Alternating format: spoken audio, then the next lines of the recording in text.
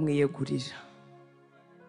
Nyemerera sinsenge njyenyine ntunantega amatwi, ahubwo haguruke dusengane, mubwire ngo nguhaye ubuzima bwanjye, nguhaye ibingize byose. Data, ni wowe twabyiniraga, ni wowe twaturaga izi ndirimbo, twavugaga ineza twabonye iwawe, twavugaga imbabazi twabonye iwawe zitarondoreka, twavugaga ubuntu watugiriye.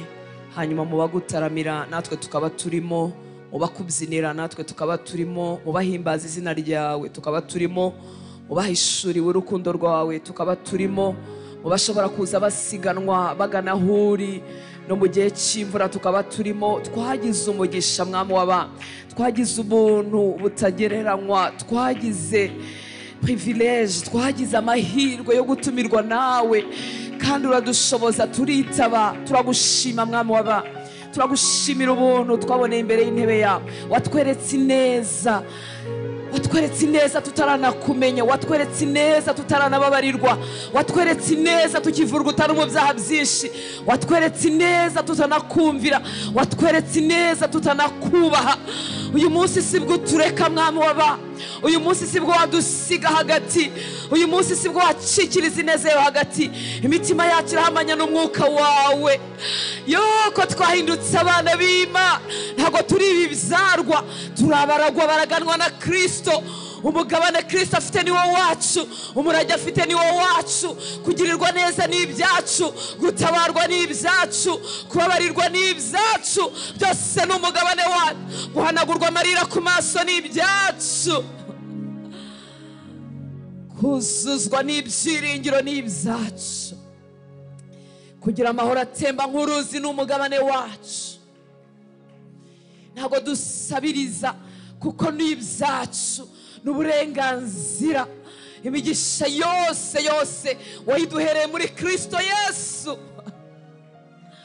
Reka mukukwegera mwami, iyo migisha twahawe mu buryo bw'umwuka ibe manifeste, yambara umubiri, igaragazwe ku buzima bw'abahungu bawe n'abana bawe, igaragaze ku buzima bw'abakobwa bawe, igaragaze ku buzima bw'abatera intambwe bagushakanya guhora ku ngoma. Reka bibe manifeste, reka ibyo twakiriye muri Kristo reka byambara umubiri, abipalpe, abikoreho, abivive, abituremo, bibe umugabane we mwami w'abana, abyicaremo, abiraremo, abituremo. Waduhaye amahoro arenze uko umuntu yabasha kuyumva, arenze uko umuntu yayamenya. Amahoro atemba nk'uruzi, nyamara ntaraba manifeste mu buzima bwa benshi. Abahungu bawe n'abakobwa bawe ntibayafite. Reka uyu mugoroba atembe mu mitima y'abatayafite mwami w'aba. Wadukunze urukundo rutagira akagero, ariko benshi amaso yacu ntararuhishurirwa. Reka uyu mugoroba turuhishurirwe mwami w'aba. Abahishurireho gatoya katugejeje aho tugeranye nawe mu buryohe, twongere twigirane imbere nawe mukunzi mwiza, twongere twigirane imbere nawe mwa. Mu mibyimba yawe twakize indwara zacu zose. Reka uko gukira kube ku manifeste, kwambara umubiri mu buzima bw'abahungu bawe n'abakobwa bawe bafite ibice birwaye mu mibiri yabo. Wowe waremye ingingo zitugize, uri Imana ibasha kurema pièce de rechange, uri Imana ishobora gutanga ingingo nshya, imisokoro mishya yo mu magufa, urutirigongo rufite vertebre nshyashya. Birakoroheye gusimbura serire z'ubwonko zapfuye, birakoroheye gutanga izindi parts za iterisi zapfuye, birakoroheye mwami w'aba, birakoroheye kwemesha waruhetamye. Reka mwami be manifeste uyu mugoroba, reka izo mbaraga zawe, reka uko gukora kwawe kuba umugabane wacu mwami w'aba. Reka ababwiwe ko batazacikira, ni wowe urema, ni wowe ushyira imbuto mu nda, ni wowe ugarura ubuzima muri za ovire na za overe na za spermatoze, byose ni wowe bishyiramo ubuzima. Reka byambara ubuzima, reka byambara ubuzima. Reka ukikize abahungu n'abakobwa babishaka, bazagarukana amashimwe mu nzu yawe mwami w'aba. Isi n'ibiyuzuye n'ibyawe, isi n'ibiyuzuye n'ibyawe. Reka imiryango yakinzwe igakingwa rwose, umuntu akabura epfo na ruguru, yahinga ntiyeze, yacuruza ntahirwe, icyo akoze cyose ntikimuhire. Nyamara isi n'ibiyuzuye n'ibyawe papa. Ndategeka guhirwa, ndavuga guhirwa, nabibahirwe, nakora hirwe. Umugisha wawe mu biganza bye, umugisha wawe mu buzima bwe, kuko ibyo nabyo ni umugabane wacu mwami. Wahamagaye Aburahamu uramubwira ngo nzaguha igihugu kikwitirirwa, cyitirirwa urubyaro rwawe. Uri Imana itanga ubutaka, uri Imana itanga ubuturo, umuntu akarekeraho kuzerera no kuzenguruka. Uri Imana itusha abantu ikababeshaho. Nasomye ijambo ryawe rirambwira ngo uri Imana ibesha mu mazu abatagira shinge na rugero, abatagira bene wabo, abatagira kivugira. Uri Imana ibesha mu mazu abatagira shinge na rugero. Iyo watanze umugisha umuntu yahirwa acuruza agataro k'imineke. Iyo watanze umugisha umuntu yahirwa acuruza inyanya. Iyo watanze umugisha umuntu yahirwa ari umuzamu. Iyo watanze umugisha umuntu yahirwa ari umwarimu wo muri primaire ahembwa amafaranga adahagije. Iyo watanze umugisha mu mushahara mukeya birakunda. Iyo watanze umugisha mwami waba tugira guhirwa abandi baburiye. Reka umugisha wawe wamatane n'ubuzima bw'abahungu bawe n'abakobwa bawe mwami. Urabifite ntubishakira kure, urabifite ntubikura kure, urabifite ntubikura kure. Ukura mu busa wahamagara ibitariho nk'ahari ibiriho. Ukenera amaboko y'abana b'abana ngo bagukorere, ahubwo urayakoresha, ahubwo uratuma, ahubwo urategeka, ahubwo urarema, ahubwo urahamagara ugakura mu busa. Busa bukambara umubiri bugafatika. Ukenera ingabo nyinshi. Niko wabwiye Gideon, waramubwiye ngo muramutse mutsinze muri benshi ngo mwazanyirariraho. Uko niko wemeye ko tugera aho tuba tudafite icyo kukwirariraho mwami w'abana, kugira ngo tuzavuge ngo ni wowe wabikoze. Ubwo ibyirato byacu nibyatuma twirarira byari bidushizeho. Urahaguruka ugatabara mwami wawe. Ubwo ubwenge bwacu bwari butadukoreye, igihagararo cyacu kitadukoreye, ubwiza bwacu butadukoreye, ikimenyane cyacu kitadukoreye, bene wacu badafite kandi batadutabara. Aho uraseruka mwami maze ukiharira icyubahiro wenyine, ukiharira icyubahiro wenyine, ukiharira icyubahiro wenyine, ukiharira icyubahiro wenyine. Ko ni kuri uri Imana, uzahora witwa Imana. Ntabwo dufite isoni zo kukwambaza, kuko si ubwa mbere udutabara, si n'ubwa mbere utabara abashobewe. Turifuza kukwiha, nyemerera twongere twiha Imana uyu mugoroba, tutwiyerete, twidediketi, tumwiyegurire, tumwiyegurire. Mbabarira ufatanye nanjye gusenga. Ufite umunwa ubasha kuvuga, ubasha kuvuga ijwi rigasohoka. Ufite n'ubumuga bwo kutavuga, wavugisha umutima, ariko ubwo ubasha kuvuga kimwe nanjye. Ndagira ngo ukoreshe ururimi rwawe n'amagambo yawe, wiyegurire Imana, uyegurire ubuzima bwawe bwose bwose. Data, uyu mugoroba twongeye kukwiha, twagize umugisha mwami wo kuba ahavugirwa amagambo yawe, kuba aho dusengera twasize ibindi ku ruhande, twaje kwiherana nawe nk'uko abakunzi bakundana iteka bakaganira bari hirya na hino. Mwami, turabizi nturi Imana tubona tugeze hano, ntabwo uri Imana ivugana natwe cyangwa ikorana natwe tugeze hano, ariko twaje kwiherera nk'uko abakundana bajya bagira umwanya wo kwiherera bakava mu bantu bagahana umwanya. Niko twaje kuguha umwanya nyaguhora ku ngoma. Tuje kuguha ubuzima bwacu mwami, nje kuguha ubuzima bwanjye kugira ngo unyigarurire wese wese wese mwami w'abana. Reka agace kose kose kangize, wigarurire ubwenge bwanjye, wigarurire ibitekerezo byanjye, wigarurire umutima wanjye,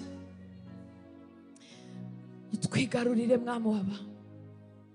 Turifuza kukwiha, twigishe mwami w'abana. Ese abantu batakiriho ku bwabo babaho bate? Abantu babereyeho Kristo babaho bate? Abantu babereyeho Kristo baramya gute iyo baramya? Abantu babereyeho Kristo bigisha bate? Abantu babereyeho Kristo babagore bate? Abantu babereyeho abagabo bate muri iki kinyejana? Abantu bakubereyeho abasore bameze bate? Babigenza bate mwa? Inkumi zakwihaye zibaho gute? Kwino bitwigishe mwami w'aba, kwino bitwigishe.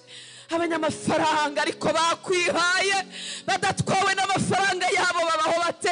Abayabuze se mwami babaho bate ngo badategekwa n'ubukene n'agahi?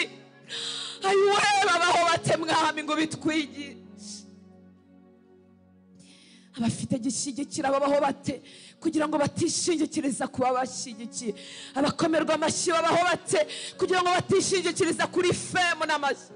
Abadafite umuntu namba babaho bate kugira ngo baticwa n'ubwigunge, ahubwo biharirane nawe, baprofite kuba ntawe ubahamagara bavugane nawe, baprofite kuba ntawe ubemvita bavugane nawe, baprofite kuba nta kiranga bakabonana nawe. Twigishe uko umuntu abaho ku bwawe mwa muri iki kinyejana. Twigishe mwa kwigarurirwa nawe bisa bite, kudakorera gushimwa n'abantu bimera bite muri iki kinyejana mwa, muri iki kinyejana, muri iyi generasiyo mwa, iyobowe n'icyo, iyobowe na people's opinion. Muri iyi generasiyo mwa, iyobowe n'icyo abantu batuvuga. Umuntu anezeza umutima wawe wenyine gute mwa? Bitwigishe uko umuntu agukorera mu ibanga, bikwigisha uko umuntu asenga mu ibanga, akaba umwe muri mwembi, akaba ariko akomeza kumera ari imbere y'abantu. Bitwigishe mwa uko umuntu atagendera mu kivunge cy'idini, bitwigishe mwa uko umuntu atagendera mu kigare, bitwigishe mwa, bitwigishe uko umuntu yerana nawe mwenyine. Kora ikintu gishya mu mitima yacu kugira ngo twebwe abahamagaje neza ya tutagupfira ubusa kandi twaraje, tutagarukira bugufi kandi twaraje. Bitwigishe mwa,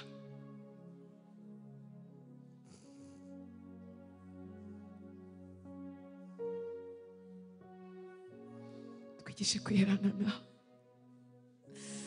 Umuntu asize ibirangaza birabagira, twigishe kwiherana nawe. Umuntu afite inshuti zirimo zimuhamagara, twigishe kukumvira. Umuntu azengurutswe n'aba boyfriend n'aba girlfriend bamuhamagara, twigishe kwiherana nawe. Twigishe kukumvira muri iyi si itakumvira, twigishe kukubaha muri iyi si itinya abakomeye aho gutinya izina ryawe. Twigishe kwita ku cyo uvuga muri iyi si itinda ku cyo abantu batuvugaho. Twigishe kubana nawe turi twembi muri iyi si haraye ikivunge, muri iyi si ikunda nambazi, ibarira gukomera mu badukurikira, ibarira gukomera mu followers, ibarira gukomera mu baturebye. Twigishe kwiherana nawe turi babiri mwa, twigishe umubano wawe nawe, wacu nawe turi twembi. Twigishe mwami, twigishe abantu batagera, abapasiteri bacu batagera, tugerereyo mwami mu mitima yacu. Twigishe mwami, twigishe mwami.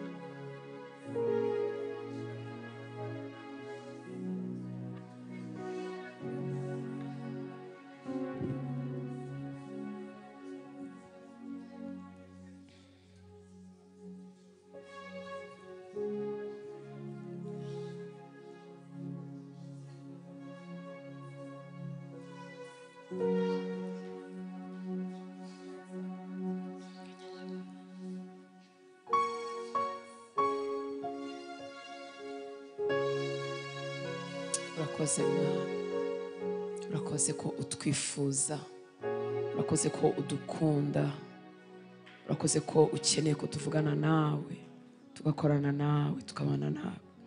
Urakoze ko aricyo cyifuzo cyawe.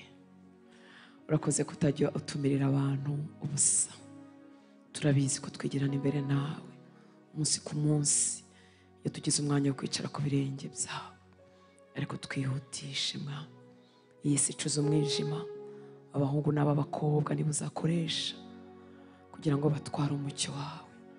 Twigishe Mwami kuko birihutirwa, twigishe Mwami kuko twaratinze, twigishe Mwami kuko twakererewe aho tutagakererewe, twigishe Mwami kuko twamaze igihe dushyira amaso ku bidafite umumaro. Twigishe dutwara ubutumwa bwawe kuko ari ubwikubagaho, kuko bwihutirwa, kuko umwijima utwikiriye isi. Hagurutse abahungu n'abakobwa ushobora gushyiramo speed y'umwuka wawe wera, ushobora kwihutisha ibyo ngewe ntabasha kubigisha, ibyo ngewe ntabasha kubaho. Umwuka wera wabikora muri second, wabikora mu isegonda. Twarabibonye ku munsi wa Pentekote ubikora. Twabonye wihutisha abagabo bahoranye ubwoba, twabonye wihutisha abantu bari bikingiranye bafite ubwoba, twabonye wihutisha abantu bahoze mu mpaka bavuga ngo umukuru muri twebwe ni uwuhe. Twabonye wihutisha abantu bakwihakanye gatoya mbere y'umuzuko, mbere y'uko upfa abantu bakwihakanye gatoya. Misi 40 wimarana nabo biyereka, uragenda uravuga ngo bategereze mu minsi 10 usuka umwuka wera. Twabonye impinduka mu minsi 50 kuko hari gusukwa k'ubumana. Cyane cyo dushaka Mwami waba, nta mwana w'umuntu wabibasha, nta mwigisha mwiza watugezayo, nta muvugo ubutumwa mwiza, nta mupasiteri mwiza nubwo yadukunda kajana watugezayo, ariko wasatura ijuru umwuka wera ugakora icyo ubasha wowe wenyine, ugakora icyo ubasha wowe wenyine n'umwihariko wawe wowe wenyine mwuka wera. Maze ugahagurutsa ingabo hagati muri twebwe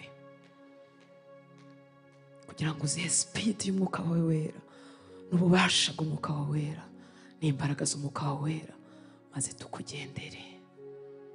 Urakoze Data, nushimwe, ushyirwe hejuru, wuzuye imbabazi, wuzuye kugira neza. Nta muntu n'umwe waje kuganaho wigeze usubiza inyuma, nta muntu wigeze ubwira ngo ntabwo ukwiriye, nta muntu wigeze ubwira ngo sinagushobora wageze kure cyane, nta muntu wigeze ubwira ngo waranduye cyane sifite imbaraga zo kugukiza, nta muntu wigeze ubwira ngo wakoze ibyaha byinshi sinagukiza, nta muntu wigeze ubwira ngo warashayishije cyane sinabibasha, nta muntu wigeze ubwira ngo wavutse nabi ngo uvuka ababyeyi bataguteganyije none ntiwankorera, nta muntu wigeze ubwira ngo wabaye indaya urakabya umwicanyi urakabya, nta muntu wigeze usubiza inyuma, ahubwo imbabazi zawe zihora zidukurura, dukuruza umurunga w'ineza. Nta muntu wigeze ubwira ngo warabyishe cyane none nta yandi mahirwe nsigaranye, uri Imana y'amahirwe ya kenshi. Ninde wagereranywa nawe? Uwagize ibaneza nawe wabona nawe, wanyembabazi nawe turabona, wangana nawe mu bantu b'impuhwe nawe turabona, wagerageza kugera ikirenge mu cyawe nawe wahwana nawe. Uzuye imbabazi, imbabazi zawe zatugezeho tubaho, zatugezeho ziratwoza. Hano uyu munsi uracyicaye ku ntebe y'imbabazi kugira ngo abazumva amakuru twumvise nabo ntibahindukire ubakize. Urakoze Mwami, turahiriwe, turi abanyamugisha kuko tugufite nk'Imana, turi ubwoko butavumika. Ahari kurira kwararira umuntu ariko mu gitondo wavuze impundu zizavuga ku buzima bwe kuko agufite nk'Imana. Ijambo ryo ryarambwiye ngo abayoborwa n'umwuka bo ngo nta muntu wabasha kubarondora. Nk'uko umuyaga uhuha umuntu ntabona aho werekera akabona ibikorwa byawo, nguko niko abayoborwa n'umwuka bamera. Ntibafungiranwa, ntibavumika, ntibabuzwa umugisha, ntibarogwa by'iteka, ntibatangirwa.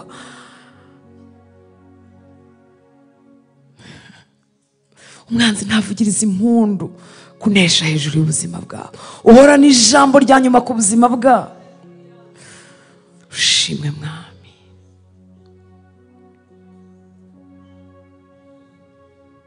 Amaherezo yabo abikiwe mu kiganza cyawe.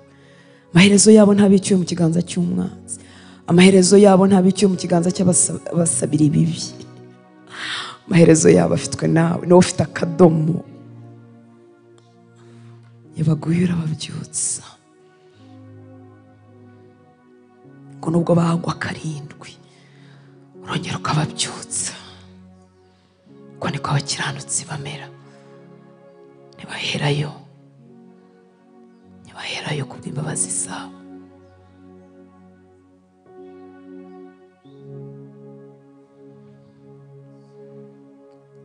Haleluya. Amen. Waba warakijijwe? Yesu ashimwe. Waba warahaye Yesu ubuzima bwawe?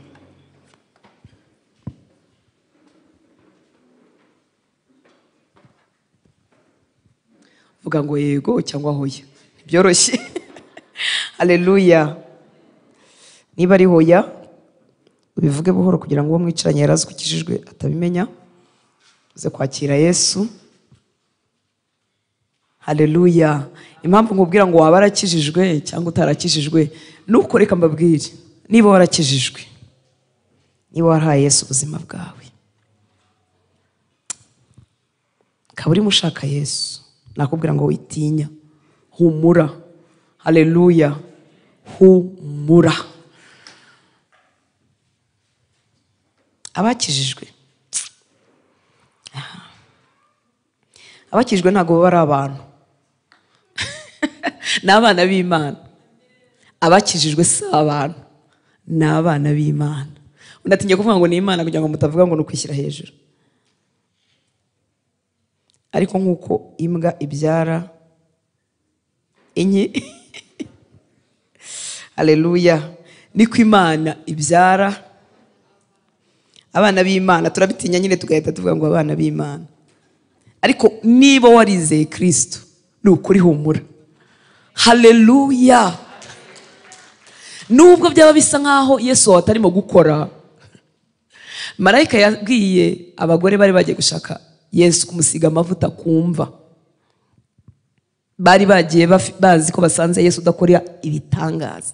Yesu babonye akora ibitangaza, ariko igihe kikagera bigasa nkaho arushijwe imbaraga, agapfa bigakunda, bakamubamba bigakunda, bakanamumanura ari intumbi bakajya kumushyingura bigakunda. Bari bagiye kumusiga nkuko nyine imibiri y'abapfuye isigwa, nta gitangaza bari bategereje. Haleluya.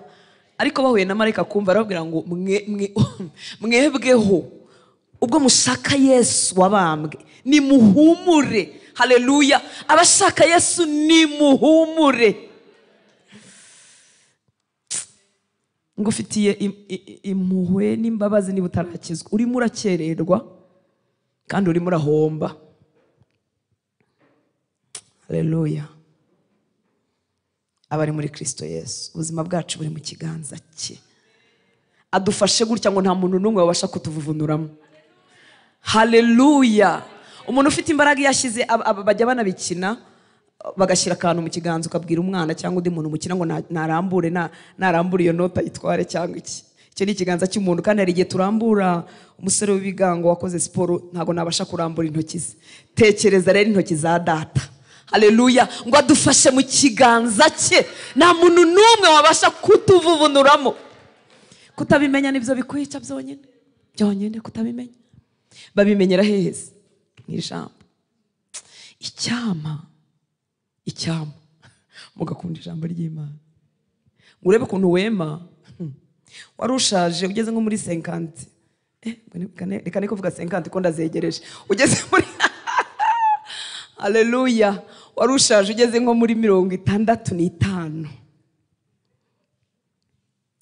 Ngusome ijambo ry'Imana urebe ukuntu wema ukabaga 10. Ukaba umusore ukagira ibyiringiro n'ingamba n'imigambi. Haleluya. Ugakomeza planning nk'umuntu ugifite igihe kubera ijambo ry'Imana. Haleluya. Icyamari kuzura umutima wawe ukaba wabura udafite icyo kurya ariko ukumva uri umutunzi ukajya uvuga uti mva sinzi aho bizava ariko numva ntazarangiriza mu bukene. Haleluya. Sinzi aho bizaca. Rimwe na rimwe wareba ibyo umuntu yareba ugasanga nta na kimwe, ugasanga amashuri ntayo, bene wanyu nta cyangwa se amashuri nayo yagupfiriye ubusa. Najya apfira abantu ubusa se kwicana diplome imyaka. Ariko icyama ijambo ry'Imana rikuzura mu mutima wawe ngo urebe ukuntu rikwemesha. Ntirikwemesha ngo rigusige wemye uheze mu kirere, rigera igihe riri muri wowe rigahamagara ibyo ngibyo wiringiye bikambara umubiri ukabituramo. Kibazo ntago muri kunda, mukunda iryo twabasomeye bakagarukirizaho, kandi abakunda iryo twabasomeye nabo ubwo nabagerageje bateye intambwe ariko saho bagarukira. Mwanyemereye ko Imana itangiza umuhanuzi wenda izabuzana kamutegereze, impano zijya zikura. Haleluya. Ko yangiza umwigisha w'ijambo ry'Imana. Mwanyemereye mwebwe mwemeye ko tugendana muri urugendo mugakunda ijambo ry'Imana, ko amahoro ya Kristo anyuzuye n'umunezero Kristo yampaye, ko nabikomoye aha. Mwanyemereye basi ko ibyo byo narabimenye, mwanyemereye nawe mukabifata. Haleluya. Murabyemeye. Bari waho umugisha. Iri jambo rikiza ubukene, iri jambo rikiza ubwigunge, iri jambo rikiza agahinda, iri jambo rikiza indwara nta muntu wandambitseho ibiganza. Haleluya. Nubwo turimo dushaka kubaho kw'Imana gufatika kugeza ubwo abantu bazadukoraho bagakira, ariko ushobora gutangira urugendo hagataho. Ntabwo Imana yigeze ibika ubutabazi bw'umuntu mu wundi muntu. Ntibibaho kuko Imana iramutse ishyize ubutabazi bwawe muri njyewe ubu se ngiye hariya ejo ngapfa. Ntabwo ibyo bintu Imana yabikora. Ubutabazi bwawe ni wowe n'Imana mwemba babiri. Ntabwo turi mu isezerano rya kera aho twagomba kujya gushaka umutambyi ngo adutambirire, umuhanuzi ngo atubwire. Turi mu isezerano rishya. Haleluya. Aho Mwuka Wera yifuza kubana n'abari muri Kristo Yesu mu buryo bwa nyabwo, ukamwumva ukavuga nawe akavuga mukagendana.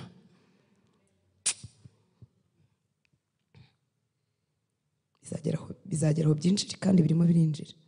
Haleluya. Yesu ashimwe. Ndabizi ko harimo bakunda ijambo ry'Imana kandi bagenda bigira imbere muri byo. Nuko umubyeyi ahora yifuza nyine kongera. Iyo umwana yawe wa kabiri bamubwira ubutaha uzaba uwa mbere, yaba uwa mbere ukamubwira n'ubundi uzongera uwa mbere. Urumubwira ngo wigire imbere, cyangwa yaba uwa mbere ukareba nk'ahantu yabonye amanota 95 ukamubwira none uzagira 100%. Nicyo mbifuriza si ikindi. Yesu abahe umugisha. Mwakoze kuza mu nzu y'Imana. Byose no kubera inyota dufite y'Imana, kandi Imana inezerewe rwose uko kwitanga kwacu. Haleluya. Umuntu ukomeza akajya gusenga imvura yaguye aba afite inyota. Imana ibahera umugisha kandi dukomereze aho. Niba nawe wajuje kugama nta kibazo. Nabwo Imana iguha umugisha kandi gufitiye gahunda.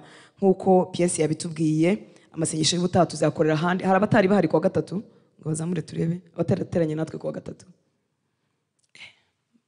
Twabangana n'abateranye. Mama muri hehe?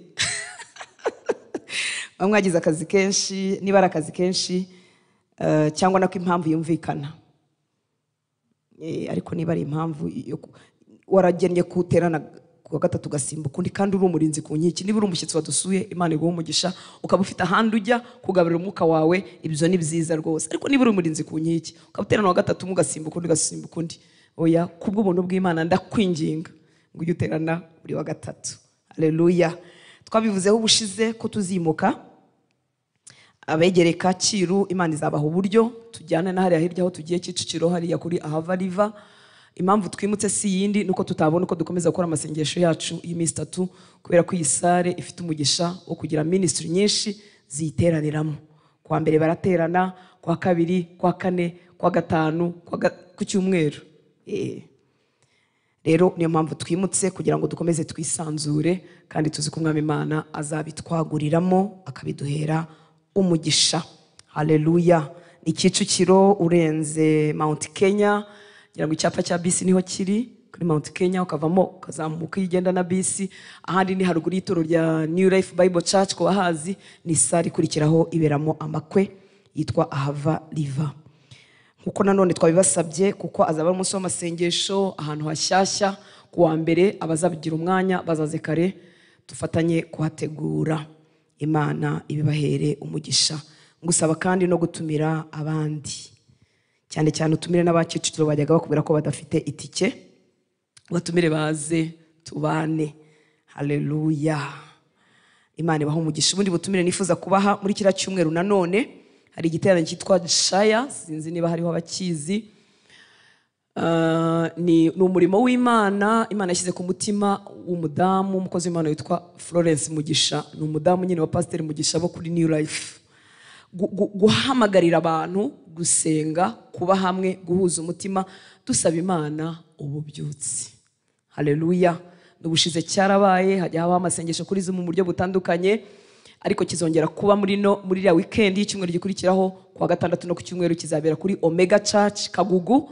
Ndasaba abafite umutima wo kubona impinduka, ububyutse nibuza tuzabimenya, ntabwo bizaba ari uko. Haleluya. Imirimo y'Imana n'ibitangaza by'Imana bizaba bikoreka, abantu bazaba bakizwa kandi benshi, kandi bafite inyota y'Imana ikabije n'ibindi tutarabona. Haleluya. Muzaze rero dufatanye gusenga abazabishobora. Omega Church Kagugu kuwa gatandatu saa 8 no ku cyumweru saa 8, atari iyi weekend izakurikiraho. Imana ibibahere umugisha. Reka tuganire ku ijambo ry'Imana.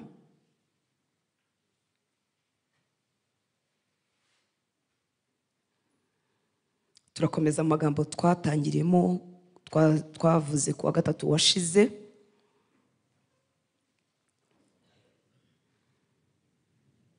Yo guhishura ubwami bw'Imana. Ababuhishura si abandi, ni twebwe. Haleluya. Uko umuntu agirira Imana inyota,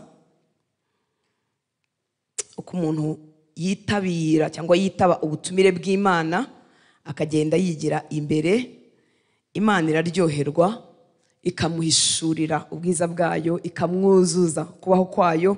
Noneho ibikorwa by'Imana n'imirimo y'Imana byagaragarira muri we, muri uwo muntu cyangwa muri abo bantu cyangwa muri iryo shyanga, abantu bagahishurirwa ubwami bw'Imana. Hari abantu ibihumbi bavuga ko Imana itabaho, yewe no mu bo dusengana harimo abantu bagera ahantu kubwo kuruha bakavuga ko Imana idahari. Ibibazo n'ingorane bibaye byinshi.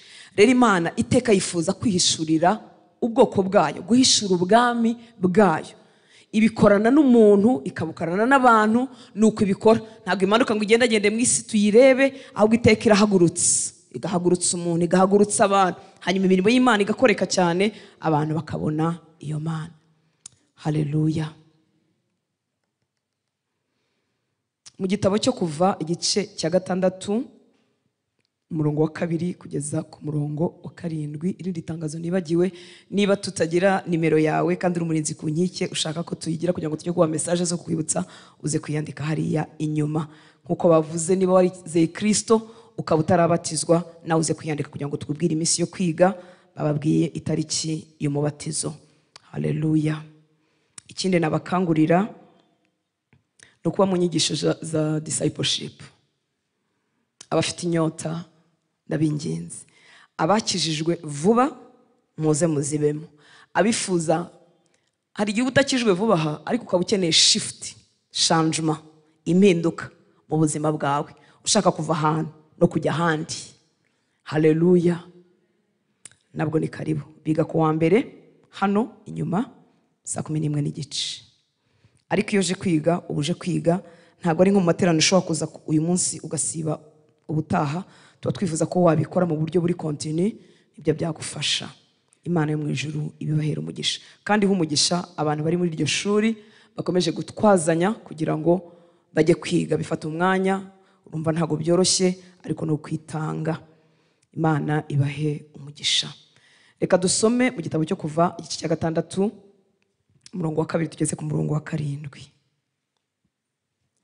Ngo Imana ibwira Mose iti, ndi Uwiteka, kandi nabonekeye Aburahamu na Isaka na Yakobo, nitwa Imana ishobora byose, ariko sinabimenyesha, nitwa iryo zina Uwiteka. Kandi nabonekeye Aburahamu na Isaka na Yakobo, nitwa Imana ishobora byose, ariko sinabimenyesha, nitwa iryo zina Uwiteka.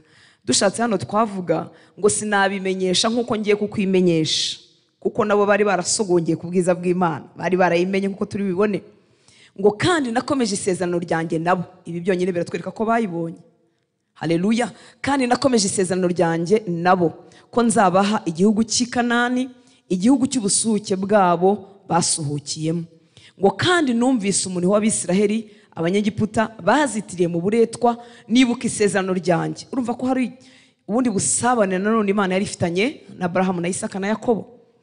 Haleluya. Ndetse n'ubwoko bubakomokaho.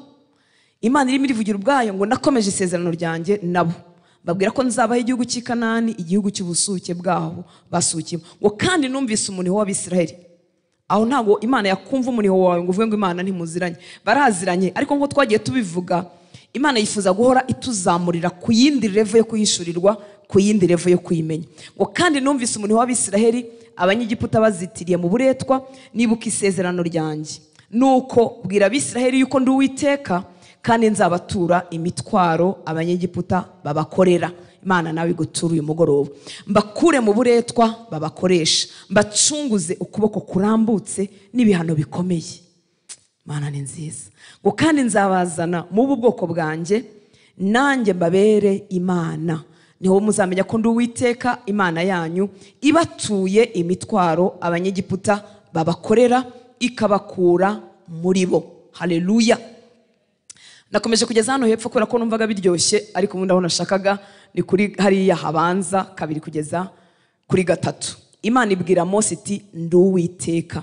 Nkuko twabivuzeho ubushize, uko ibihe bishira ibindi, generation ku zindi, kugeza muri generation turimo mu isezerano rishya, dushyira ibihe by'imperuka cyangwa dushyira igihe Kristo azatwarira umugeni we. Haleluya.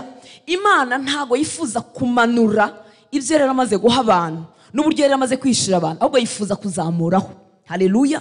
Niyo mpamvu uri mu gihe cyiza nshuti y'Imana, kiruta icyaba abagabo batubanjirije. Iyo tubasomye dusanga ari ibihangange mu kwizera, baragiranye n'Imana ibintu bihambaye, ariko uko tuzagenda tuba muri iri jambo tuzabona neza ko iby'Imana itubikiye biruta ibyo yari yarabahaye. Kubera iki? Iby'Imana yamaze guhishurira Aburahamu, Mose arabiheraho azamuka mu kundi guhishurirwa, nagasubira inyuma. Haleluya. Imana ishimwe cyane. Narababonekeye Aburahamu na Isaka na Yakobo, nje kongera kubwira ngo ndi Imana ishobora byose, ariko sinabimenyesha. Nyamara iyo turebye Aburahamu n'Imana uburyo bari babanye, wabona ko Aburahamu yarazi Imana. Imana rero ashaka ko Mose bongera bakazamukana ku yindi level y'undi mubano wimbitse. Haleluya. Imana irushijeho kwihishura cyane. Mu yandi magambo, kuri Mose birimo birazamuka ku yindi level y'ubusabane, y'ubucuti bwimbitse. Haleluya. Kuva igice cya 7, Exode 7:1, haravuga ngo Uwiteka abwira Mose ati, dore nkugize nk'Imana. Nka rero. Haleluya. Ibi bintu ntabwo Imana yigeze ibibwira Aburahamu, kandi Aburahamu yari inshuti y'Imana. Haleluya. Ngo Uwiteka abwira Mose ati, dore nkugize nk'Imana kuri Farawo, Aroni mwene so azaba umuhanuzi wawe. Haleluya. Cyangwa gakunda Bibiliya ngo urebe uru ruhererekane rw'uburyo bigenda biryoha. Nuvuga ngo hejuru ya Aburahamu inshuti y'Imana, ni Imana yabivuze ngo rubyaro rwa Aburahamu inshuti yanjye. Arongera avuga se nagira ibintu nkorera i Sodoma n'i Gomora, ntagiye kuganira na Aburahamu inshuti yanjye. Haleluya. Ayiwe, mwari mwabona ikimenyane n'umuntu ukomeye kuntu kiryoha, kikwinjiza ahantu wemye, uziranye na kana kuyobora aho hantu. Tekeza rero ubucuti n'Imana, umuremyi w'ijuru n'isi. Haleluya. Ntabwo bivugira mu matwi y'abantu ngo babyumve, ngo avuge ngo Rutansi inshuti yanjye araje. Ariko bigenda gute? Aho abo bantu kunkingurira imiryango batazi impamvu bayikinguye, agaho abo bantu kunkunda batazi impamvu bankunze, agaho abo bantu kunyemera batabizi. Ariko Imana iba yavuze ngo iki? Ngo kanaka inshuti yanjye. Haleluya. Ikimenyane cy'Imana kiba cyahabaye. Imana ishimwe cyane. Ubucuti n'Imana nta kintu wabugereranya ku isi. Imana ishimwe cyane. Hejuru y'ubucuti n'Imana rero haje undi mugabo witwa Mose. Noneho uwo barebana face to face. Haleluya. Gutegeka kwa 2:34 umurongo wa 10. Gutegeka kwa 2:34:10. Ngo mu Bisiraheli ntihabonetse ukundi umuhanuzi uhwanye na Mose, Uwiteka yamenyaga barebana. Umusomyi wanjye ntaho hari? Arahari? Nari mubuze hariya. Haleluya. Mu Bisiraheli ntihabonetse ukundi umuhanuzi uhwanye na Mose, Uwiteka yamenyaga barebana. Kansomere kara kantu bakumvi. And there arose not a prophet since in Israel like unto Moses, whom the Lord knew face to face. Face to face. Haleluya. Nubwo wabuze icyongereza gike nk'icyanjye, face to face urayigumana. Haleluya. Nta wundi muhanuzi wigeze kuboneka, Yesu ashimwe cyane, wagiranye ubucuti n'Imana nkuko abantu baganira face to face. Haleluya. Uko begeranye ni umubano wegeranye. Imana ishimwe cyane. Ndagira ngo usigarane mu mutima wawe ko icyo Imana yifuza atari umubano wawe uri munsi y'abatubanjirije. Abatubanjirije ibyabo byarahishuwe, barabimenya, Umwuka Wera aranabiduha turabyandikirwa kugira ngo wowe uzusumbaho, wigira imbere hejuru kurutaho. Murareba uburyo twanyazwe, twaranyazwe. Niyo mpamvu inshuti z'Imana dukwiriye gusiganwa. Twaranyazwe. Ntabwo turebana n'Imana face to face, turi mu gihe cy'isezerano rishya, turi mu gihe Umwuka Wera ari muri twebwe, tutamusanga ahantu. Mose yarindaga kwideplasa akajya ahantu Imana yamubwiye kugira ngo babonane. Ariko uyu munsi waba uryamye, waba uri muri dushe, waba utetse, waba uhinga, yo waba utwaye imodoka, waba uri mu rugendo utegeranye n'itorero, udafite pasiteri hafi yawe, wabana n'Imana imbere muri wowe. Haleluya. Wari umubano face to face, ariko ubu none umubano ntabwo nabona icyongereza, uwo mwimbere mwimbere. Imana iri imbere muri nge. Nubwo ukunda fiance wawe ntushobora kumumira ngo yinjire imbere muri wowe, ariko Imana iri imbere muri nge. Imana iri imbere muri wowe. Cyama tukabimenya, cyama tukabihishurirwa, cyama Umwuka Wera agakora ikintu gishya ku bakijijwe twese, tukamenya ko Imana iri imbere muri twebwe. Reka tumuhe icyubahiro. Haleluya. Haleluya. Gakeya namenyeho kanteye confidence y'igitangaza. Ubu ninjiye mu modoka mbanzi ko idashobora kugwa, najya mu ndege nkabanzi ko bafite umugisha wo kugendana, abanzi ko bari bugere iyo bagiye. Najya mu bukwe nabwitahiye gusa bisanzwe, nkaba numva ko ubwo bukwe bufite umugisha. Mbega kubimenya ko biryohawe, wituremera. Kandi reka mbabwire ko ariko kuri isi y'umwuka ifite realite tutazigera twumva, tumenyaho gake tugahishirirwaho gake. Ubu abarozi hari ibyo bashaka kutwoherereza batarenze kuza hano, ariko hari ibimusaba kuza, ndetse bakamubwira naho ari bwicare n'inguni ari bupimiremo. Kandi ibyo bintu mu isi y'umwuka bikamukorera bigakora. Nankaswe. Haleluya. Abafite Imana muri bo dutwara umugisha iyo tugiye ahantu, tujyana ubumana iyo tugiye ahantu. Aba bana natwe bafite umugisha, ariko turi ubwoko butimenye, butadevelopye intimite hamwe n'Imana, bigatuma ubwo buntu butatugaragaraho, budasendera. Niba abarozi basabaga gutamba ibitambo ngo bazamuke muri level, wowe urasaba kwiha Imana wese ngo nawe uzamuke muri level y'ubwiza. Haleluya. Imana ishimwe cyane. Haleluya.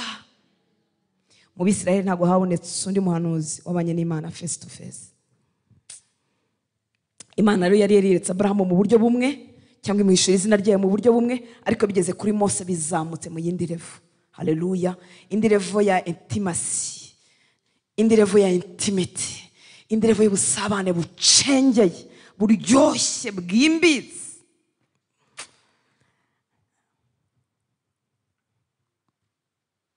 Haleluya. Umumaro wa mbere w'Imana kukwihishurira cyangwa kugwa revelation, ibyo tuvuga ngo revelation ngo nahishuriwe, ngo nagize revelation.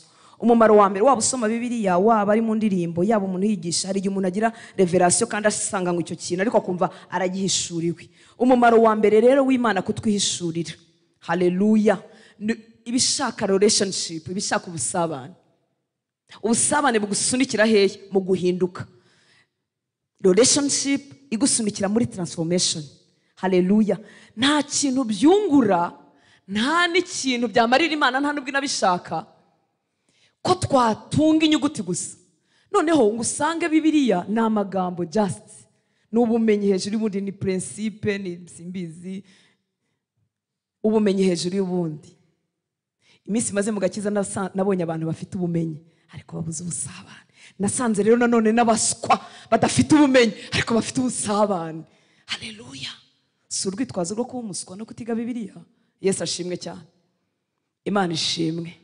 Ariko umumaro w'Imana kutwihishurira no kwishaka ubusabane bwimbitse. Irashaka relationship nawe yinjiranyemo neza, kuko muri relationship niho transformation itangirira, niho impinduka zitangirira. Imana Yesu yuzuye urukundo rudatwaza abantu amategeko ngo rukubwira ngo ni itegeko rya mbere, ngo irya kabiri, ngo irya gatatu. Oya, ahubwo mu rukundo n'ubusaba nibwo impinduka zikoreka mu buzima bwawe utazi n'igihe zabereye. Mu busabane, mu buryohe, mu kuryoherwa n'agakiza, mu gusobanukirwa icyo Yesu yakoze, mu kuryoherwa igitambo yatanze ku musaraba, nibwo noneho mwiyegurira. Ntago bambwira ngo ntugasambane, ntago bambwira ngo ntukibe, ahubwo mu rukundo twakundanye niho ubusambanyi no kwiba bimviraho. Nta mugabo n'umugore bakundana bacana inyuma. Kubera iki? Ntago ari amategeko, ntago ari polisi, ni urukundo. Haleluya.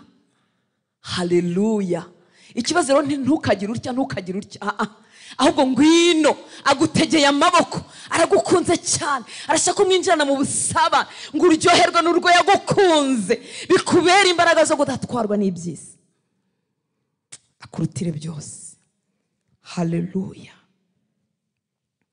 Duhindurwa muri iyo transformation, ikihutisha impinduka, ikibikiyemo impinduka, gikorerwa mu mpinduka zibera mu bwenge bwacu, muri mind yacu. Duhindurwa nuko habaye kumenya kubumana, revelation y'uwo Kristo ariwe. Kandi ni ibintu bikura, menyaho gato nkagenda nongererwaho akandi, nkagenda nongererwaho akandi. Iri jambo riba mu Baroma 12:2. Ndasoma muri Bibiliya ijambo ry'Imana, kuko Bibiliya yera mwahafashe mu mutwe. Amen. Abaroma 12:2. Haravuga ngo ntimugakurikize imibereho y'abikigihe, ahubwo mureke Imana ivugurure ibitekerezo byanyu. Mureke Imana. Ni ukuvuga ngo umuntu ashobora kubuza Imana kuvugurura ibitekerezo? Yego. Kuko ibitekerezo bihindurirwa niba umuntu atemeye kujyayo, niba umuntu atemeye kubyumva, ntago biri bumuzaneho impinduka. Mureke Imana ivugurura ibitekerezo byanyu. Iyo twicaye munsi y'ijambo ry'Imana ririmo ryigishwa, iyo turimo kuryiga, kuryisomera, arakumva uburyo Satani arwanya iyi renew ya mind. Yahagurukiye kubirwanya kugira ngo udahishurirwa Kristo. Niyo mpamvu ushobora gusoma ibitabo byinshi ariko wasoma Bibiliya ntibikunde.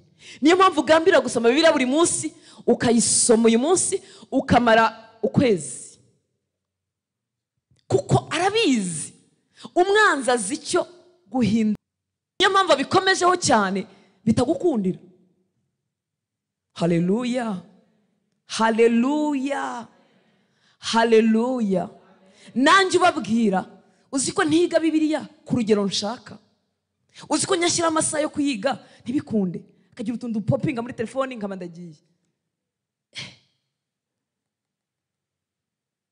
Kandi nyamara ibyo nasomye nibyo bingize, nibyo bimbeshejeho.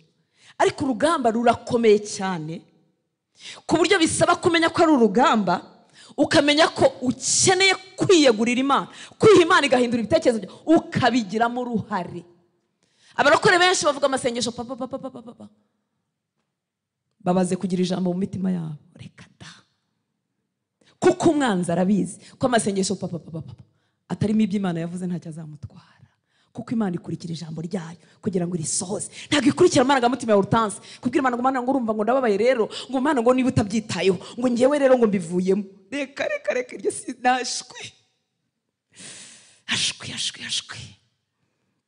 Ariko iyo mvuze ngo Mana wavuze ko utazadusiga twenyine, wavuze kuzabana natwe, niduca mu mazi menshi ntacyo azadutwara, niduca mu muriro ntuzadutwara. Mana warabivuze, haleluya. Wavuze kuzabana natwe kugera ku mpera y'isi, wavuze kudufasha mu kiganza cyawe udashobora kutuvuvunuramo. None Mana reka ne kurekwa, haleluya. Ariko umwanzi arabizi kugira ngo abarokore ntibazigere bagwiza imbaraga, bazaho. Kandi kitwereka ko iri jambo rifite ubuzima muri ryo, haleluya, nuko ryihagije, ririhagije kugira ngo rikize, ririhagije, haleluya, ririhagije kugira ngo ryegure umuntu. Kandi ikibazo twese twabisugongeyeho, ntiwari wumva ubuze nk'ibyiringiro, wumva watembagaye, wakumva ijambo ry'Imana ukumva uremye, cyangwa ukaza hano wabaye gutya. Njye ntabwo mperuka kuza ameze gutya, ariko byajyaga bimbaho. Wahetamye, bakwigisha ukajya ugira ngo ari nk'ikintu bagupfumbatije kandi ntacyo baguhaye, bikwereka ko ijambo ry'Imana rifite imbaraga zemesha, zibyutsa umuntu. Ntabwo ari igipindi kiba cyabaye, ntabwo ari uko wicaranye n'abandi, oya, nuko havuzwe ibya Kristo kugira ngo umuntu akomeze yeme, nuko bihoramo. Kandi ntiwaterana byiteka, ntiwaterana 24/24, oya, ukeneye kurigira muri wowe, ukeneye kugira umwanya wo kuryishyira muri wenyine. Mana ishimwe cyane. Reka nihute, hariho icyongereza, haleluya. Ntabwo narirangije. Ntimugakurikize imibereho y'abiki gihe, ahubwo mureke Imana ivugurure ibitekerezo byanyu, mube muhindutse rwose. Mureke Imana ivugurure ibitekerezo byanyu, hanyuma mube muhindutse rwose. Uko Imana ivugurure ibitekerezo byanjye, mu yandi magambo niko mpinduka. Nkagenda ngwiza imbaraga, nkagenda ngwiza imbaraga, nkagenda ngwiza imbaraga, nkagenda mpinduka, nkagenda ndushaho gusa na Kristo. Ahubwo mureke Imana ivugurure ibitekerezo byanyu, mube muhindutse rwose. Mu yandi magambo ko ibitekerezo bivugururwa niko ikigero cy'impinduka kingana. Niyo mpamvu umwanzi azakurindagiza kugira ngo udaterana. Hari abandi bantu guterana bikiri urugamba rwo mu mwuka. Iteka yagiye guterana nibwo abakiriya benshi baza. Iteka yagiye guterana nibwo bamuhamagara bakamubwira ko umwana yarwaye. Iteka yagiye kwiga ijambo ry'Imana nibwo haza impamvu. Yagiye cyangwa kwa kundi haba hapfuye umuntu kwegereye cyane, ariko yababaye benshi nuko Satani aza akakubasha. Burya si uko umwana yarwaye ibicurane cyangwa yagize crise ya sima, nuko Satani aza akakubasha. Kucya ku kantu kabyuka ari ukuzanye gahunda zo gusenga. Nani tugire neza, mwe muhindutse rwose, ngo nibwo muzashobora menya neza iki iby'Imana ishaka. Birabyitiranya. Ibitekerezo byahinduwe, fiance naza bizamumenya. Kandi undi wishushanyije nka fiance utari we, zumva mu myuka bidahura. Haleluya. Ibitekerezo byavuguruwe, iyo bikomangiwe na business izaguhombesha, birabimenya neza iby'Imana ishaka, kandi bizadushoboza kubasha guhitamo ibyiza bishimishije Imana kandi bitunganye rwose. Ngaho dusomere mama. Do not conform to the pattern of this world, but be transformed by the renewing of your mind. Then you will be able to test and approve what God's will is, His good, pleasing, and perfect will. Subiramo ugenda buke. Do not conform to the pattern of this world, but be transformed by the renewing of your mind. Then you will be able to test and approve what God's will is. buretse bugumyaho. Haleluya. Nitudakurikira imigenzereze y'isi, igishushanyo isi duhaye, pattern isi duhaye, tuzaba transformed rwose, ibitekerezo byacu bizaba renewed, ariko umva ikindi kintu kizaba aho ngaho. Then you will be able to test and approve. Uzamenya kubitestinga, nurangiza ubyaproving uvuga uti yes, ibu ni ubushake bw'Imana. Uzatestinga umenye ibyo ujugunya, umenye n'ubushake bw'Imana. Haleluya. Komeza usoze mama. Then you will be able to test and approve what God's will is, his good, pleasing and perfect will. Hari umuntu udashaka kumenya perfect will y'Imana? Ntawe. Twese turabishaka, ariko tuzagenda tubihishurirwa uko twemera ibitekerezo byacu bikavugururwa. Bibiliya yera yakoresheje ijambo ngo mugize imitima mishya. Niyo mpamvu atari yo nakoresheje, kuko imitima n'imitekerereze hari igihe bidahura mu Kinyarwanda. Haleluya. Ariko ni imitekerereze, ni mu bwonko. Amen. Mana ishimwe.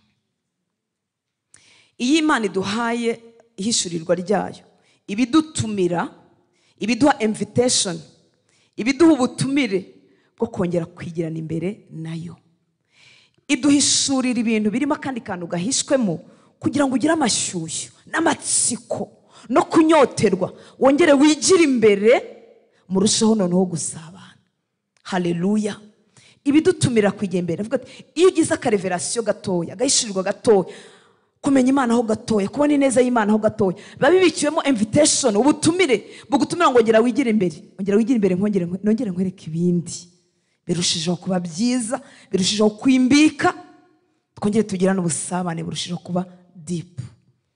Ijambo ry'Imana riravuga entre parenthèses mu Migani 25:2 ngo icyubahisha Imana nuko ikinga ibintu, ngo ariko abami bo bubahishwa no kubigenzura. Imana ikinga ibintu. Ni nkaho nakwereka agace gato kaka hepfo nkaba mpakinze kugira ngo ugire amatsiko, uvuga utari ko hepfo hari iki.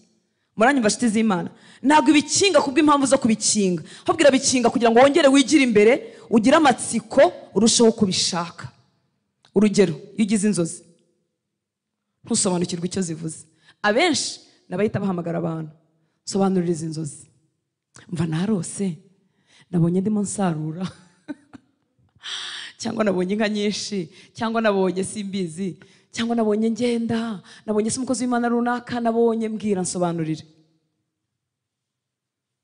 Kandi Imana yabikweretse bidasobanutse kugira ngo ufate iminsi yo kwigira imbere.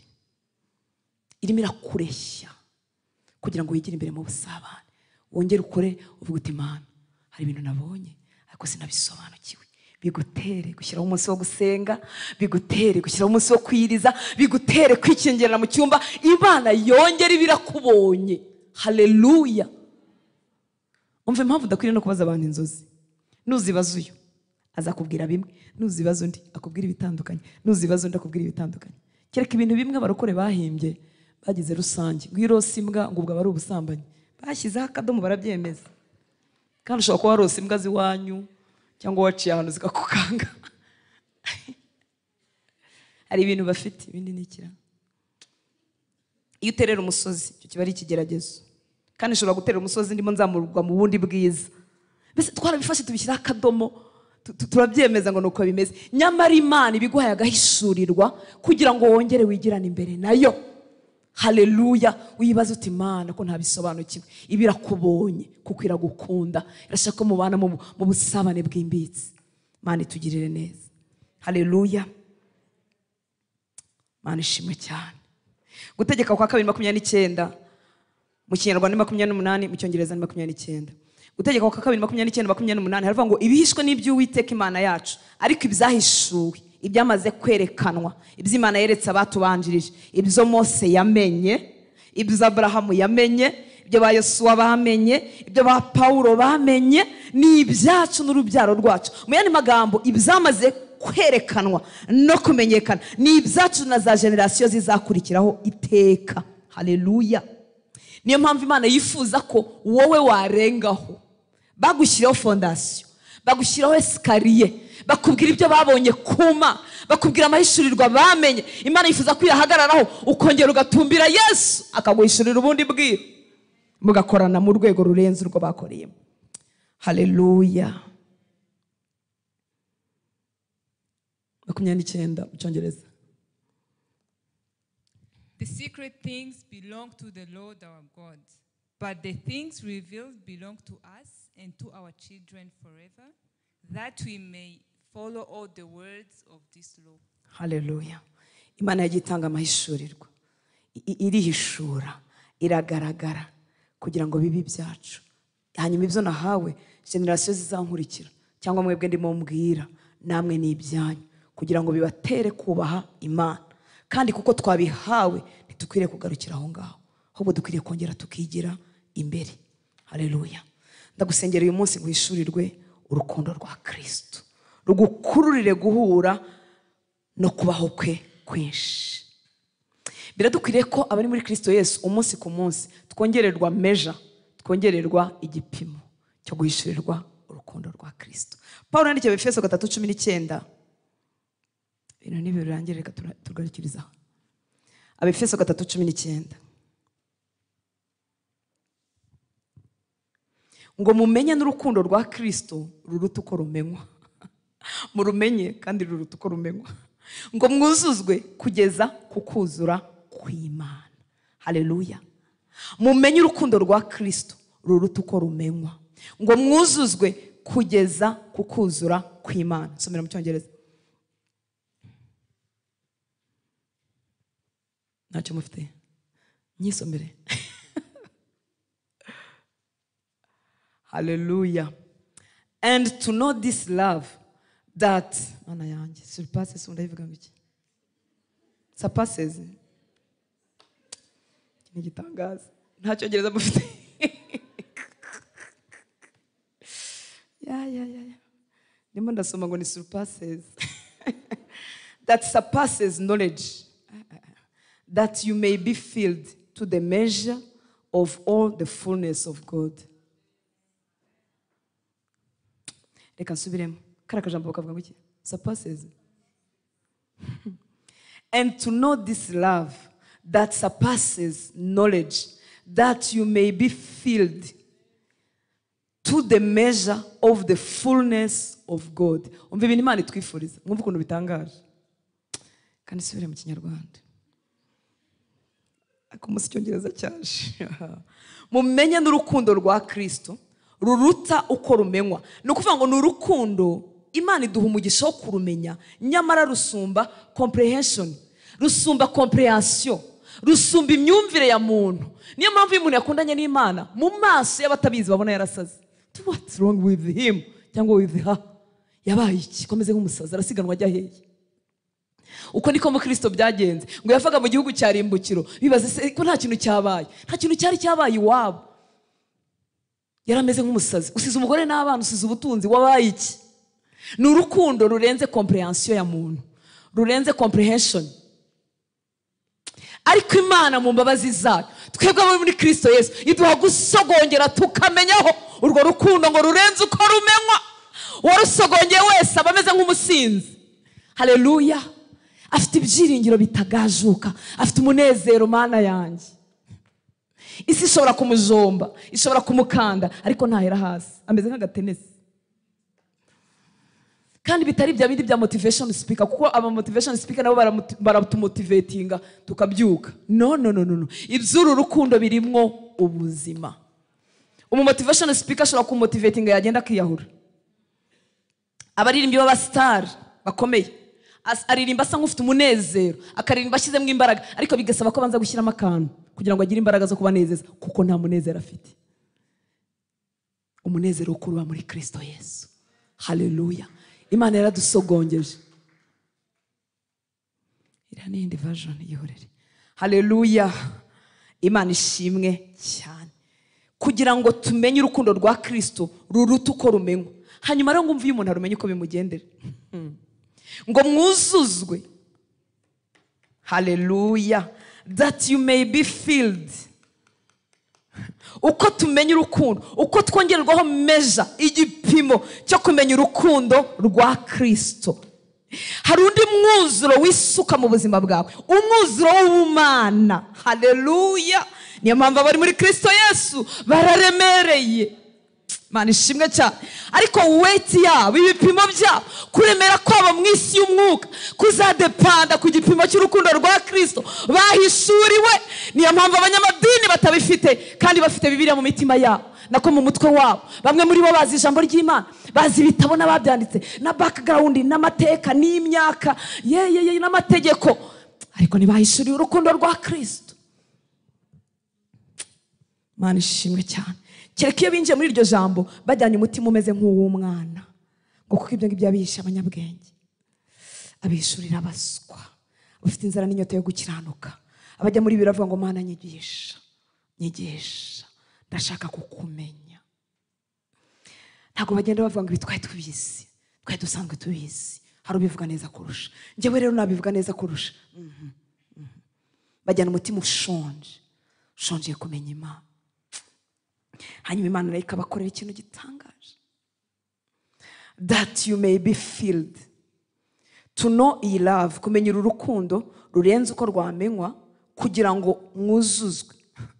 That you may be filled to the measure of the fullness of God. Ntabwo Imana ifite ifuhe ry'uko wakomera ukamera nkayo. Haleluya! Abantu batizeye ubwami bw'Imana nibo badindiza abantu, utazamuka utanduta. Baba we, Imana umuremyi w'ijuru n'isi ntabwo ifite ubwoba kuguha fullness yayo, kuguha umwuzuro wayo. Ntabwo biteye ubwoba, ntabwo itinya icyo waba cyo, ntabwo itinya icyo wakoreshwa nayo. Imana ishimwe cyane. Niyo mpamvu umwanzi adashaka abantu batunga ijambo ry'Imana ngo bamenye urukundo rwa Kristo ruruta uko rumenywa, ngo kugira ngo tube filled. Mu yandi magambo, ko usobanukiwe urukundo rwa Kristo, hari ibindi bintu bigusukwamo by'ubumana. Nguko umuntu yasuka mu icupa bakagufilinga, bakakuzuza. Umwuzuro w'Imana ariko turawuzi? Ntabwo tuwuzi. Nuvuga ngo ni ubumana bwose n'ibitangaza byayo, n'ubugizi bwa neza bwayo, n'ubushobozi bwayo, n'imbaraga za Imana ntiyabyimya bari muri Kristo Yesu. Ubu mwuzuro dufite urangana n'urukundo rwa Kristo twahishuriwe. Ubwo rero we nanjye twahishuriwe ruki? Ubwo dufite umwuzuro muki. Muribuka kwa gatatu ko twavuze ngo turashaka Imana ikorwaho. Haleluya, haleluya. Imana ibera hose icyarimwe, ariko ntabwo ushaka iyo Imana ibera hose icyarimwe. Imana ibera hose icyarimwe no muri boîte de nuit Bibiliya. Niyo abantu basamba n'ibihari kandi itababuza, niyo abantu bica ibihari kandi itababuza, ariko Imana ikorwaho igeze ahantu abantu bakira indwara. Haleluya. Igeze ahantu abantu barihana, igeze ahantu abantu bararyoherwa, abantu bagarurirwa ibyiringiro. Igeze mu buzima burahinduka. Turashaka iyo ngiyo kandi ntiyabitwimye, nta nubwo abikingiranye. Imana ishimwe cyane.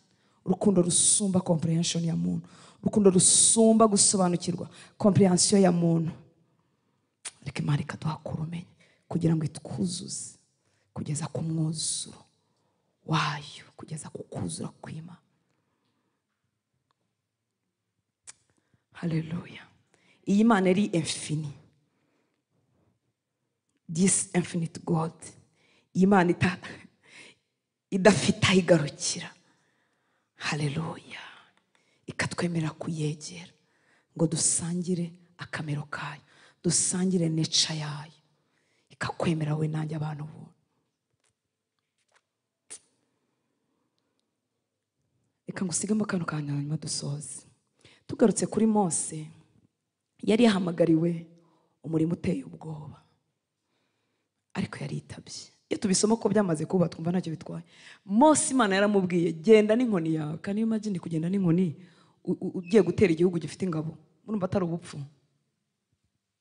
Igihugu cyitwa gikomeye uyu munsi ni Amerika, ngira ngo, cyangwa no Burusiya cyangwa no Bushinwa, nabyo birimo biraza. Haleluya. Hanyuma ugahaguruka Mose ukajya kuvana abacakara cyangwa abaotage.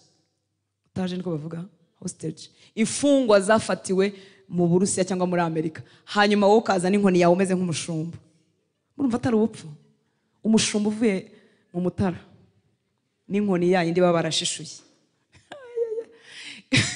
ngo ugiye kuvana aba otage muri Amerika. Mubizane mu isi ya none niko bimeze. Hanyuma aba otage bafashwe, Imana ikabwira ngo bera n'abantu banjye, ngo ni ingabo zanjye. None Mose akamubwira ati use Mana koko njyewe ndinde. Niyo mpamvu yavuze ati njyewe ndinde. Yarirebye areba naho atumwe asanga ntibihura. Ahubwo se nzababwira se ngo ngwiki, nzababwira se ngo urinde. Imana iramwibwira. Ikintu cyiza cyakoretse mu buzima bwa Mose nshaka kutahana no kumvira. Kumvira n'igihe bisa nk'ibitumvikana. Ariko tekereza kwemera ibyo bintu ariko mu muvane mu Mutara cyangwa mu Bigogwe ahantu haba inka. Muvane y'uwo mushumba n'inkoni, hanyuma yumvira Imana ngo yego ngo nzajya muri Amerika ngo gukurayo aba otage. Ikigero cyo kwizera gikora ku mutima w'Imana. Haleluya. Imana yamubwiye ikintu kimwe ari nacyo turiho cyitwa presence. Iramubwira ngo njyewe nzabana nawe. Haleluya. Njyewe nzabana nawe. Si ikibazo cy'imivukire naho twaba dukeneye kubaho kw'Imana, dukeneye presence y'Imana, kandi uko twumvira igenda igwira. Haleluya. Mose yarumviye iragwira, igenda igwira. Mose igihe yatangiye urwo rugendo yarazi ko ari uwo murimo nyine ahawe n'Imana, Imana ikazabyikorera. Ntabwo yarazi ko nyuma Imana izakunda, tuzabisoma, Imana izamwishimira, agahinduka umuntu ubana n'Imana face to face, agahinduka inshuti y'Imana, agahinduka umuntu Imana ikumbura, ikamwemvita bakazamuka ahantu tutazi ku musozi bakamara nayo iminsi 40.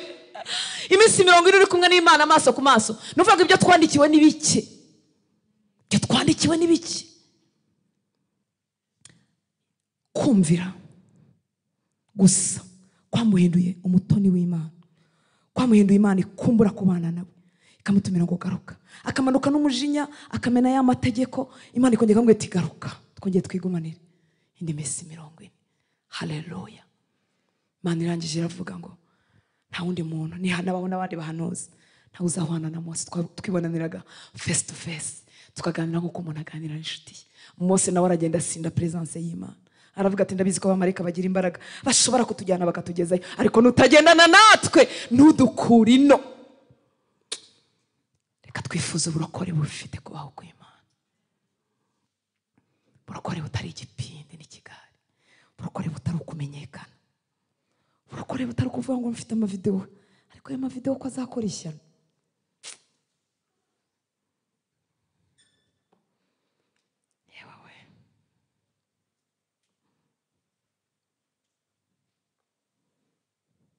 Reka twifuza uburokore bukeneye presence. Reka duhaguruke. Presence yuturutira byose. Hibutse ko atabonerwa, ntago tumusanga hano ko barinzi mu mutima wawe. Wigena imbere mu kumvira gusa. Kuko kumvira kukwinjiza mu yindi favor, kukawinjiza ahandi hantu, kukakwinjiza mu bundi bwiru, mu bundi bwiru, mu bundi bwiru. Kumvira gusa. Kumvira. Kandi icyo Imana igusaba kumvira nicyo wamaze kumenya.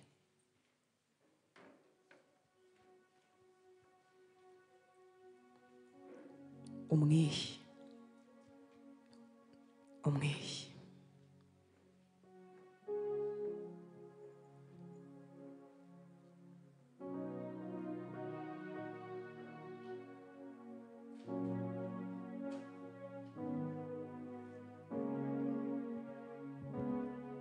Mubwire ngo ndagushaka, ndashaka kunyishurira.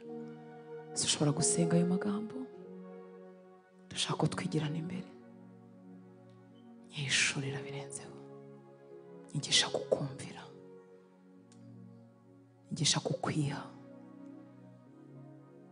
Zamura ijwi ryawe cyangwa umutima wawe, umutima.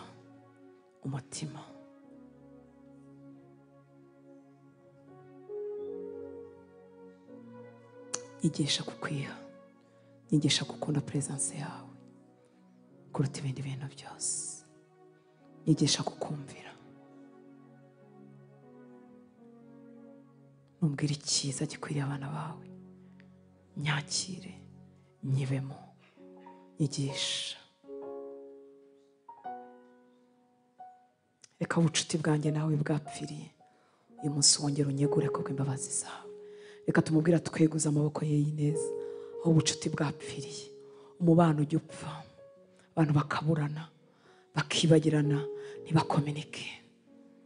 We ntaduta nta nubwo adusiga, ariko reka umubwire ngo aho ubucuti bwanjye nawe bwapfiriye, aho nasohokeye mu mubano wawe ndagarutse, amaboko yawe anyegure, amaboko yawe amfate. Niba hari ikintu wakunze cyane kuruta presence, kuruta we, mubwire ngo uyu munsi ngishyize hasi.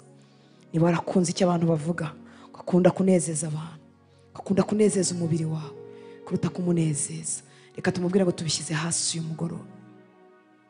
Dushyize hasi ibyo twakunze kukuruta. Twakunze amafaranga kukuruta kandi waragira ngo babihinduke ibikoresho, tubishyize hasi. Aho twakunze people's opinion kukurusha, tubishyize hasi Mwami. Aho twakoreye amaso y'abantu kuruta amaso yawe, tubishyize hasi. Ibintu byose byatokoje mu bana wacu nawe, turaje nk'abana batoya, ntabwo tuzi ko twakwifata, ntituzi ko twabigenza, ariko turaje mu biganza byawe kugira ngo twegure. Turaje mu biganza byawe kugira ngo tubyutse. Turaje mu biganza byawe kugira ngo duterure. Turaje mu biganza byawe ngo twigirane imbere. Aho twanebwe waraduhaye invitation mu ishurirwa runaka mu nzozi, twumvise ijambo nk'iri dukangurira kuba mu ijambo ryawe. Ubutumire buri hirya no hino, ariko tubwumvise ntitwabwitaho, tubwumvise ayiwe ntitwakwita ku cyo bwavugaga. Tugusabye imbabazi Mwami waba ngo nyamara Mose atambutse ku gihuru cyaka umuriro, ngo ahonge cyaka umuriro kandi kitazima, ngo ahindukizwa no kujya kureba ikibaye, aracyegera. Reka ubutumire bwawe twaburangaranye utubabarire Mwami waba, maze uyu munsi utwigarurire, igarurire ubuzima bwacu nk'abahungu bawe n'abakobwa bawe Mwami. Aho ijambo ryawe ryatambutse, aho indirimbo zaturembuje, aho Mwami amayereko yaturembuje, aho inzozi zaturembuje, aho urukundo rwawe rwaturembuje ariko ntituresponding, utubabarire Mwami waba, maze uyu munsi utwiharire. Ndagushimira Mwami ko wabanye natwe kuri iri teraniro. Ndagushimira imirimo n'ibitangaza wakoze mu buzima bwacu. Tuzagaruka tugushima, twuzuye ubuhamya n'amashimwe. Urakoze ku bw'abana bawe wahaye inzara n'inyota yo kuba mu nzu yawe. Ndavuga umugisha ku buzima bwabo, ubuzima bwabo nibuvomererwe, icyo bakora kibabere cyiza, bakubone Mwami, ubuzima bwabo buhemburwe, buguhishurirwe, hatari amahoro huzuza amahoro. Aho bari bakubuze bahakubonere Mwami kubw'imbabazi zawe. Urakoze Papa, umugisha bakora imirimo itandukanye hano hantu. Icyubahiro cyose nikikugarukire, ni mu izina rya Yesu dusenze, amen. Imana ibahe umugisha, ibagire neza. Reka turamukanye duhane lift, hanyuma ku wa mbere tuzahurira Kicukiro, ntago arahanga. Mugerageze kubishyira kuri stati zanyu, mu by'ukuri ntihazagira umuntu uza gusengera hano. Tugerageze. Imana ibahe umugisha. Niba tudafite nimero yawe wifuza kuba muri database y'abarinzi, usige wiyandikishije. Niba uzabatizwa wifuza kubatizwa, nabwo wiyandikishe. Yesu abahe umugisha.